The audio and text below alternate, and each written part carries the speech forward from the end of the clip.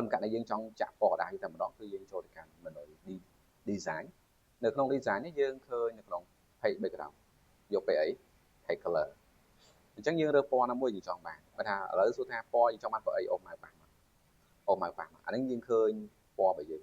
ចង់បានពណ៌អីយើងចុចមកអានេះអក្សរខ្ញុំដាក់ទៅលើ highlight អញ្ចឹងវាឃើញស្មៅដែរប៉ុន្តែពណ៌របស់យើងមិនសួរថាក្នុង file Word ហ្នឹងមានប្រមាណស្លឹកអានេះវាទៅទាំងអស់ហើយបើកាលយើងធ្វើខុសទៅយើងអាចដាក់ទៅពណ៌ណាមួយអានេះយើងចាក់ពណ៌មកវិធីនេះគឺយើងចាក់ពណ៌ទៅវាទៅទាំងអស់បើយើងចង់បានយើងចូលទៅកាន់ no color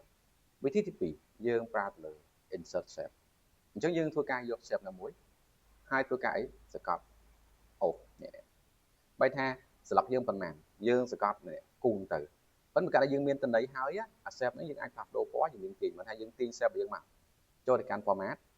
shape field យើងរើសពណ៌ណាមួយដែលយើងចង់បានរួចយើងចូលទៅកាន់ format ដដែលករណីនេះ shape នៅលើអីលើអក្សរឃើញបានអក្សរណាចឹងបានអក្សរយើងឃើញកន្លែង option arrange យើងពាក់ថា send backward បើថាយើងអាចពលាវាយើងយក send behind តិច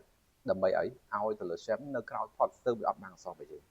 អញ្ចឹងនេះគឺសម្រាប់ការប្រើទៅលើការចាក់ពណ៌ស្លឹកទីកាដែលយើងមានពីជម្រើសចាក់ពណ៌តាមទៅលើជាមួយពណ៌ក្រដាសក៏បានឬក៏ brush set ក៏